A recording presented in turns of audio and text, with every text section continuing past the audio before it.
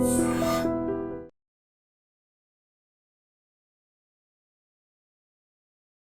Guys, welcome to I dream. నేను మీ Chanakya. RG Kar medical కాలేజ్లో జరిగిన ఇన్సిడెంట్ గురించి మనం ఎన్నో విశ్లేషణలు చాలామంది దగ్గర నుంచి వింటూ ఉన్నాం, చూస్తున్నాం. కానీ ఇంకా ఎన్ని విశ్లేషణలు చూసినా కానీ బోల్డన్ని సందేహాలు వస్తూనే ఉన్నాయి. మరి ఆ సందేహాలని కూడా మరి తీర్చేందుకు ఇక్కడ మనతో పాటు ప్రియా చౌదరి గారు ఉన్నారు. మరి ప్రియా చౌదరి గారిని అడిగి తెలుసుకుందాం. Hi ma'am. ఆర్జేకర్ మెడికల్ కాలేజ్లో జరిగిన ఇన్సిడెంట్లో అయితే ఇప్పటి వరకు బోల్డన్ని విశ్లేషణలు మనం చాలా వరకు చూసాము, విన్నాము, ఇంకా వింటూనే ఉన్నాం. కాకపోతే అక్కడ జరిగిన సీన్ టు సీన్ ఏం జరిగింది, ఎలా మొదలైంది, అక్కడ ఎవరెవరు ఇన్వాల్వ్ అయ్యారని చెప్పేసి మీ విశ్లేషణ ద్వారా మన ప్రేక్షకులు కూడా వినాలనుకుంటున్నారు. మీరేం చెప్తారో చెప్పండి. నాకు కూడా కొన్ని డౌట్స్ వచ్చినాయి. ఎందుకంటే ఇన్సిడెంట్స్ నేను చూస్తున్నాను, ఏం జరుగుతుంది ఏంటి అనేది. కొన్ని ఎలా మర్డర్ జరిగింది, ఎక్కడ జరిగింది, ఏం జరిగింది, ఇంతమంది చేశారా, అంతమంది చేశారా, ఎవరి విశ్లేషణ వాళ్ళకు వస్తుంది. నాకు కొన్ని కొన్ని డౌట్స్ నాకున్నాయి. ఆ డౌట్స్ని నేను మీడియా ముఖంగా నేను అడుగుతున్నాను. దాన్ని ఒకసారి జనం కూడా కొంత విశ్లేషిస్తే బాగుంటుంది. లేదా అసలు జరిగిన సిచ్యుయేషన్స్ ఏంటి అనేది మనకి ఇన్వెస్టిగేషన్లో కూడా వస్తాయో లేదో కూడా నాకు డౌట్. యాజ్ ఎ జర్నలిస్ట్ నేను చెప్తున్నాను. కానీ నేను ఈ ఇష్యూస్ అన్నీ నా మస్తిష్కంలో గందరగోళం. ఏ ఒక్క విషయం కూడా నేను లాస్ట్ ఎపిసోడ్లోనే చెప్పా, మూలాల వరకు వెళ్తాను నేను. అది ఏంటనేది తెలుసుకునేదాకా నేను నిద్రపోను. నాకు నిద్ర పట్టదు. నిద్రపోను కాదు, నాకు నిద్ర పట్టదు. వాస్తవం నేను అనుకున్నాను, నాకు ఆ డౌట్ వచ్చిందంటే నా డౌట్ క్లియర్ అయ్యేంత వరకు నేను సర్చ్ చేస్తానే ఉంటా. ఆ విధంగా నా మిత్రులు ఎవరైతే ఉన్నారో చెప్పాను కదా, నాకు యాజ్ ఎ జర్నలిస్ట్గా ఐ హ్యావ్ సర్కిల్. సో దాన్ని బట్టి నేను అలా అలా అలా అలా నా ఇన్వెస్టిగేషన్లో నాకు తెలిసినటువంటి సమాచారం తీసుకుంటే నాకు వచ్చినటువంటి డౌట్స్ ఏంటంటే, ఆ అమ్మాయిని ఆ హాల్లోకి తీసుకొని వెళ్ళి ఈ విధంగా ఒకరా ఇద్దరా ఎంతమంది సెమినార్ హాల్లో ఆమె ఇలా జరిగింది. సెమినార్ హాల్లో జరిగిందంటే సెమినార్ హాల్ ఎక్కడుంది? ఈ అమ్మాయి డ్యూటీ ఉండేటటువంటి పక్కనే ఉంది. నెంబర్ 1. తర్వాత ఈ అమ్మాయి అంతసేపు ఎక్కడ టీవీలో ఒలింపిక్ ఇది చూసింది, చూసుకుంటూ టీవీలోనో ఫోన్లో చూసుకుంటూ కూర్చొని అప్పుడే లేచి అక్కడికి వెళ్ళింది. అక్కడికి వెళ్ళిన తర్వాత ఇది జరిగిందన్నారు. పాయింట్ నెంబర్ 1 ఏంటంటే, ఈ అమ్మాయి ఒక్కటే అది చూస్తుందని చెప్పిన వాళ్ళు ఎవరు? అప్పటి వరకు చూసి పడుకోవడానికి వెళ్ళిందని చెప్పిన వాళ్ళు ఎవరు? Point number 1. ఓకే, ఆ చెప్పిన వాళ్ళు ఆ అమ్మాయి రూమ్లోకి ఒకటే వెళ్ళి పడుకుందా, లేకపోతే సెమినార్ హాల్లోనే రోజు ఆ అమ్మాయి డ్యూటీ అయిపోయిన తర్వాత అక్కడికి వెళ్ళి రెస్ట్ తీసుకుంటుందా? నెంబర్ 2. ఎందుకంటే సెమినార్ హాల్లో నిద్రపోవడాలు ఇవన్నీ నాకెందుకు ఎక్కడో ఒక చిన్న డౌట్. ఇంకొక విషయం, అమ్మాయి ఎలా చనిపోయింది? భయంకరమైన శారీరక హింస, ఓకే, లైంగిక పరమైనటువంటి హింస, ఇవి 2 జరిగాయి. జరిగిన తర్వాత ఆ అమ్మాయి ప్రాణాలు కోల్పోవడం అనేది జరిగింది. ఆ అమ్మాయి వీడియో కూడా ఒకటి వైరల్ అవుతుంది. గొంతు కింద భయంకరంగా నలిపారు, ఇక్కడ కొట్టారు, ముక్కులో నుంచి రక్తము, నోట్లో నుంచి రక్తము. అమ్మాయి వీడియో తీసుకునేటటువంటి వెసులుబాటు, ప్రాణము, చలనము ఆమెలో ఉండగా ఈ అమ్మాయి అంత దెబ్బలు కొడుతున్నప్పుడు చాలా మంది చెప్తున్నారు గట్టిగా పట్టేసుకొని ఉండుంటారు కాబట్టి వచ్చినాడు కొట్టేశాడు అనేసి. గట్టిగా పట్టుకొని ఉన్నప్పుడు కొట్టేసిన తర్వాత వీడియో ఎలా తీసుకోగలిగింది అమ్మాయి? నెంబర్ 1. రెండోది, అసలు నేను చెప్తున్నా, సరే ఆ అమ్మాయిని అలా పట్టుకొని కొట్టేశారు, అబ్బాయి బాగా కొట్టేశారు, అందరు పట్టుకున్నారు, ఒక్కొక్క వేలుకు ఒక్కొక్కడు ఉన్నాడు అనుకుందాం, కాలుకొకడు, వేలుకొకడు, చేయికొకడు, పొట్టకొకడు, అందరూ ఉన్నారు, వీళ్ళు కొట్టేశారు. కొట్టిన దెబ్బల శబ్దం ఎవరికి వినపడలేదా? రైట్. ఇంకొకటి, ఆ అమ్మాయి ఎన్ని గంటలకు వెళ్ళింది? 3 గంటల పాటు ఈ నరకం చవి చూసింది, లేదా 45 నిమిషాల పాటు నరకం చవి చూసింది అన్నారు. ఈ శబ్దాలు అలజడులు ఏమి రాలేదా? ఆ అమ్మాయి రూమ్లోకి వెళ్ళింది, స్పృహ లేకుండా నిద్రపోతుందనే అనుకుందాం. నిద్రలో ఎవరైనా ముఖము, కాళ్ళు, చేతులు అన్నీ కట్టేసేసి మీరు అన్నట్టు పట్టుకొని కడితే ఇలాంటివి రావు. ఓకే, అది సింపుల్గా దుప్పటి పెట్టేసి దిండడ్డం పెట్టేసి చంపేస్తాడు. ఓకే, లేదా నోరు మూసేసి అత్యాచారం చేసేసి గొంతు నులిమేసి వెళ్ళిపోతాడు. ఎప్పుడు బ్లీడింగ్లు వస్తాయి, ఎప్పుడు కొట్టడం జరుగుతుంది? తప్పించుకోవడానికి ప్రయత్నించినప్పుడు మాత్రమే ఇంత భయంకరమైనటువంటి గాయాలు అవుతాయి. అవునా కాదా? అంటే ఆ అమ్మాయి థ్రెటన్ చేసింది. థ్రెటన్ చేసినప్పుడు ఆ రూమ్లో వస్తువులు ఏమీ కదలలేదా? ఏమీ ఇప్పుడు ఈ రూమ్లో ఉన్నావు, నేను పారిపోవాలి, లేదా నేను నిన్ను కొడుతున్నా, నువ్వు పారిపోవాలి, పారిపోయేటప్పుడు ఇది తగలదా? తగులుతుంది. ఇది కింద పడదా, పడదు. ఇక్కడ దీని మీద ఉన్న వస్తువులు డిస్టర్బ్ అవ్వవా, ఆ కుర్చీ తప్ప యువతల కన్నా లాగవా, కొంచెమన్నా లాగవా, ఆ ప్రతిఘటించేటప్పుడు ఖచ్చితంగా ఏదో ఒకటి ఉంటుంది. ప్రతిఘటించేటప్పుడు ఖచ్చితంగా అక్కడ అలజడి అనేది ఉంటుంది. మ్మ్. ఆ హాల్లో ఖచ్చితంగా ఉంటుంది. అవేమీ లేవా. మ్మ్. ఇంకొక పాయింట్కి వచ్చిన తర్వాత అసలు ఆ అమ్మాయి అరవలేదు అనడానికి ఇక్కడ ఏ విధమైనటువంటి సాక్ష్యాధారాలు లేవు. అది నమ్మదగిందైతే మాత్రం కాదు. మ్మ్. ఎందుకు అనంటే ఆ అమ్మాయి మూతి మీద కొట్టారు, ముక్కు మీద కొట్టారు.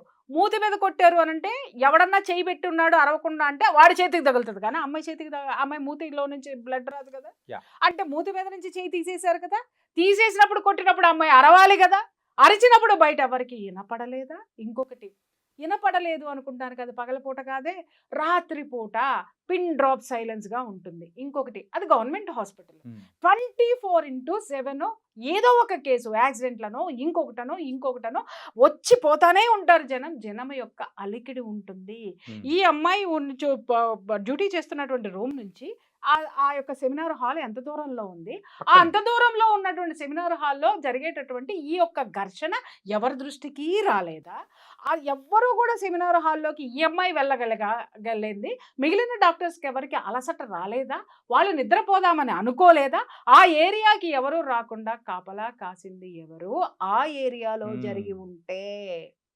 రైట్. దీన్ని బట్టి ఇంకొక డౌట్ ఏమొస్తుందంటే అసలు ఈ సంఘటన ఆ ఏరియాలోనే జరగలేదు అనుకుందాం, మ్మ్. అసలు జరిగింది. నాకున్న ఇన్ఫర్మేషన్ ప్రకారము ఈ అమ్మాయి ఈ హాస్పిటల్లో జరుగుతున్నటువంటి ఆ యొక్క డ్రగ్స్ దందా కానివ్వండి, ఆ యొక్క సెక్స్ స్కాండల్ కానివ్వండి, ఆ యొక్క ఆర్గాన్స్ ట్రాఫికింగ్ కానివ్వండి, మెడికల్ మాఫియా. ప్రతి ఒక్క దాని గురించి కూడా ఈ అమ్మాయి ప్రతిఘటిస్తూ వస్తూ ఉంది.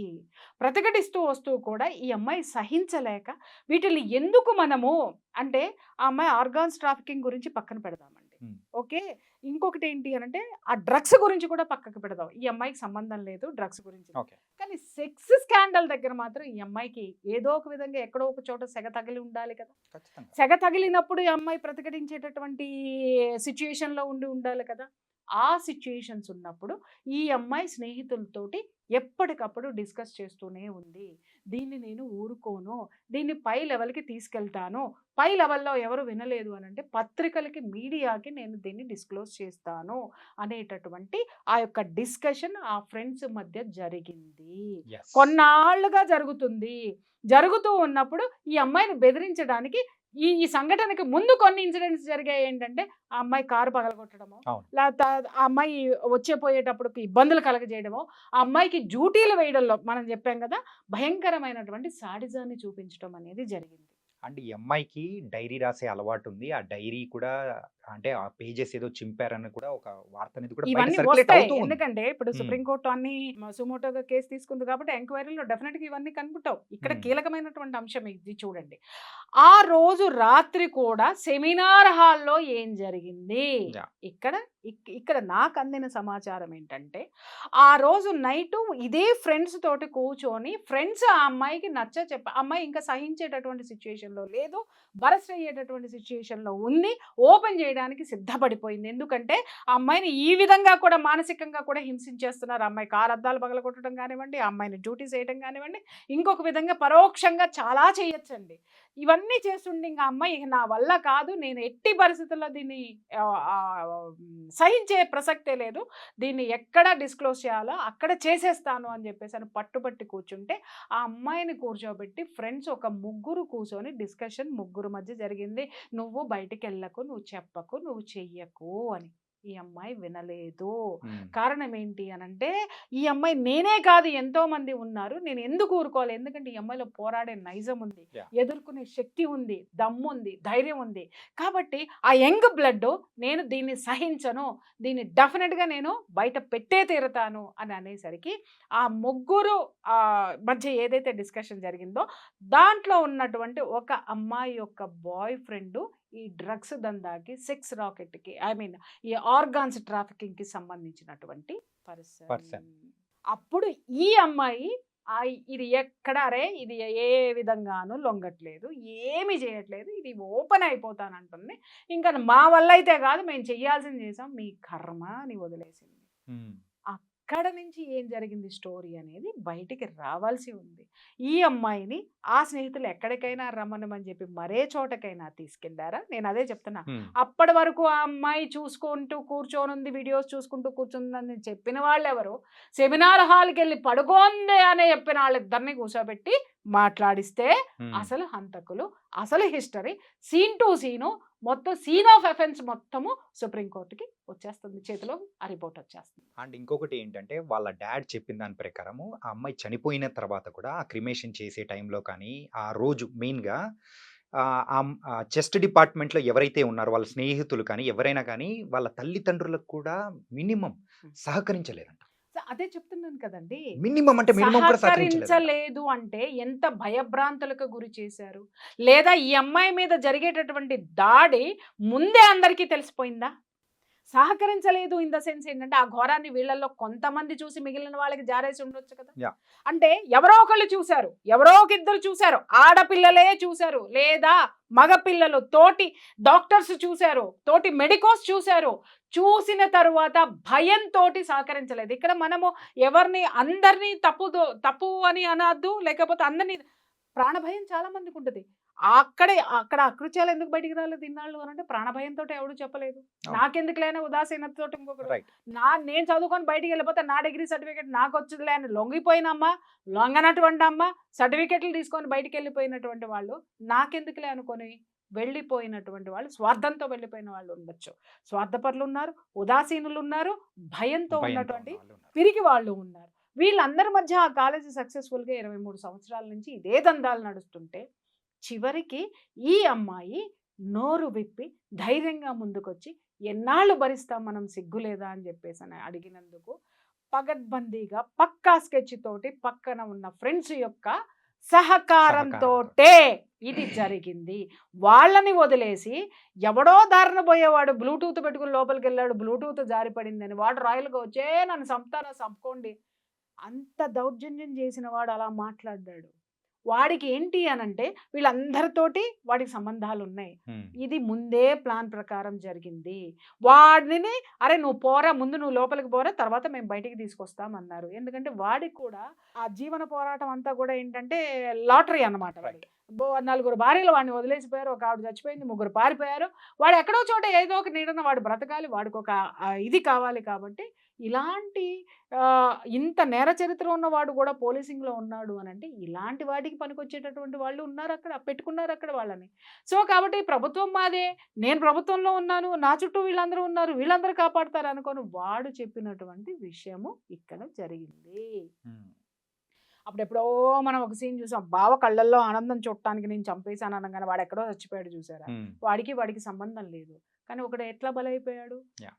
ప్రలోభము, లేకపోతే వాత్సల్యము, ఫ్రెండ్‌షిప్ ఏదైనా ఉండొచ్చు. ఒక హంతకుడికి ఎప్పుడు కూడా పాపభీతి ఉంటుంది. ఒక హంతకుడికి ఎప్పుడు కూడా ప్రాణభయం ఉంటుంది. ఎంత కరడుగట్టిన వాడైనా సరే, ఎక్కడో ఒక చోట వాడి ఫేస్‌లో అది చేసిన దారుణానికి వాడికి సంబంధించినటువంటి ఛాయలు వాడి కళ్ళల్లో కనిపిస్తాయి. చాలా రేర్‌గా ఉంటాయి. నాకేంటి, నేనెందుకు చేశాను, పర్వర్టెడ్ నేచర్ ఉన్నటువంటి వాడిలో ఉంటాయి. వీడు పాల్గొనలేదా అనంటే వీడు భాగస్థుడే. యాహ్! చచ్చిపోయిన తర్వాత మానభంగం చేశాడో, బతికున్నప్పుడే మానభంగం చేశాడో, లేకపోతే అత్యాచారం చేశాడో, ఏం చేశాడనేది తర్వాత విషయము. బట్ వీడు అనేటటువంటి వాడు ఏంటి అనంటే దాంట్లో ఒక చిన్న ఆటలో అరటిపండు అంటారు చూసావా? వాడు అలాంటి క్యారెక్టర్. కానీ స్కెచ్ చేసింది మాత్రము ఈ అమ్మాయిని దొరకబట్టింది మాత్రము ఈ అమ్మాయి ఇంత భయంకరమైనటువంటి రాక్షసత్వానికి గురవ్వడానికి ఆ అమ్మాయి చుట్టూ ఉన్నటువంటి స్నేహితురాళ్ళు మాత్రమే. కావాలంటే రేపొద్దున ఇన్వెస్టిగేషన్‌లో ఇవన్నీ సుప్రీంకోర్టు, సిబిఐ నిగ్గుదేల్చాల్సినటువంటి విషయాలు. ఎందుకంటే ఒక ఆడపిల్ల చుట్టూ కనీసం పని చేసే దగ్గర ఫ్రెండ్స్ ఉంటారా అమ్మ? ఆడపిల్లలు ఉండరా? లేకుండా ఉన్నారా? ఉంటారు. మగపిల్లలు లేరా? లేకుండా ఉన్నారా? ఈ స్నేహితులే కర్త, కర్మ, క్రియ. ఏది ఈ సంఘటన జరగడానికి చేసిన వాడు ఎక్కడున్నాడు అనేది వాడు బయటకు వస్తాడు. ఇంకొకటి మేజర్ ఏంటి అనంటే ఈ హాస్పిటల్ మొత్తం ఎవడి చేతిలో ఉంది? అది ఒక గ్రేట్ కళాదిది మేనల్లుడి చేతిలో ఉంది. కాబట్టి మేనత్త అక్కడ కూర్చున్నప్పుడు పరిపాలన మొత్తం వీడిదే కదా. ఎందుకంటే ఆవిడకి పిల్ల లేదు, పీసు లేదు, సంసారం లేదు. ఆ తర్వాత వారసుడిని నేనే అనుకున్నాడు, వాడు చేసుకుంటూ వచ్చాడు. సో తిలా పాపం తలా పిడికెడు. ఇక్కడ ఒక ఆడపిల్లని భయంకరంగా పొట్టన పెట్టుకున్నది సాటి స్నేహితులే. ఇంకా ఇక్కడ ఒక కీలకమైనటువంటి విషయం నేను ప్రస్తావించాను. ఇలాంటి ఇష్యూస్ జరిగినప్పుడు ఆడపిల్లలు పేరెంట్స్కి చెప్పరా? ఆ అమ్మాయి అంతకు ముందే ఒత్తిళ్లను ఎదుర్కొంది, మానసికంగా ఒత్తిళ్లను ఎదుర్కొంది, పేరెంట్స్కి చెప్పలేదా అనే క్వశ్చన్ చాలా మందికి రావచ్చు. అలాగే మెడికోస్ కూడా పడుతున్నటువంటి మానసిక క్షోభ పేరెంట్స్కి చెప్పట్లేదా అంటే చాలా మంది చెప్తారు. కానీ పేరెంట్స్కి కనిపించేది ఏంటి? రెండు. ఒకటి ఆ అమ్మాయి తెచ్చుకునే సర్టిఫికెట్, రెండోది వీళ్ళు కట్టినటువంటి డబ్బు, ఖర్చు పెడుతున్నటువంటి డబ్బు. అమ్మ కొంచెం నీకెందుకు, కళ్ళు మూసుకో, ఇంకొక సంవత్సరం అయితే అయిపోతుంది, ఇంకా 2 సంవత్సరాలు అయిపోతుంది, ఇంకొక వీళ్ళు అనుకుంటున్నారు సంవత్సరానికి ఎన్ని వారాలు ఉన్నాయి? 52 వారాలు. 52. ఓకే, సంవత్సరం ఒకటే కానీ దాంట్లో 52 వారాలు ఉన్నాయి. ఎన్ని రోజులు ఉన్నాయి? 365 రోజులు ఉన్నాయి. ఎన్ని గంటలు ఉన్నాయి? 24 × 365 అవర్స్ ఉన్నాయి. 300 అంతకి ఇంటూ 60 సెకండ్స్ వేసుకోండి. సెకండ్కి ఈ బిడ్డ ఎంత నరకం అనుభవిస్తుంది అక్కడ అనేది పేరెంట్స్ తెలుసుకోవాల్సినటువంటి అవసరం ఉంది. ఇక్కడ చాలామంది పేరెంట్స్ అమాయకులు అనుకోవాలో మూర్ఖులు అనుకోవాలో తెలియదు. డాక్టర్లు అనిపించేసుకోవాలి మా పిల్లలు, డాక్టర్స్ చదవటం తప్పని నేను అనట్లా. అక్కడ జరుగుతున్న వాటిని మీ పిల్లలు ఎప్పుడైతే చెప్పారో, చెప్తున్న తల్లులు చెంగు దోపి హాస్పిటల్కి వెళ్ళి చెడుగుడు ఆడుకోండి. నా బిడ్డకి ఇలా జరిగిందా, కొడకల్లారా సంపుతా మిమ్మల్ని, నరుకుతా మిమ్మల్ని అని ప్రతి తల్లి తిరగబడితే, పబ్లిక్ తిరగబడితే ఎవడు మాత్రం ఏ దాష్టికం చేస్తాడు చెప్పండి? నీకు వచ్చే స్టూడెంట్ యొక్క పేరెంట్సే ఒక దీని కింద ఉన్నారంటే స్టూడెంట్సే లేకపోతే నీ కాలేజ్ ఎలా ఉంటుంది? చచ్చినట్టు నీకు అనుగుణంగా ఆ కాలేజ్ ఉంటుంది. బట్ ఇక్కడ ఎవరికి అనుగుణంగా ఎవరిని ఉంచారు అంటే దౌర్జన్యాలకి, దుర్మార్గాలకి అనుగుణంగా జనమే అటువంటి దుర్మార్గుల చేతిలో పెట్టింది కాదా? ఇదంతా తప్పెవరిది? ఇన్ని సంవత్సరాల మట్టి జరుగుతున్నటువంటి దుర్మార్గాల్ని చూసి ఉదాసీనంగా ఉన్నటువంటి సమాజానికి తప్పు కాదా? ఆ సమాజంలో కాలేజీకి పంపించేటటువంటి పేరెంట్స్ తప్పు కాదా? ప్రతిఘటించినటువంటి అక్కడ ఉన్న యువత తప్పు కాదా? అక్కడ ఉన్న పౌరుడి తప్పు కాదా? అందుకే అన్న తిలా పాపం తలా తలా పిరికెడు.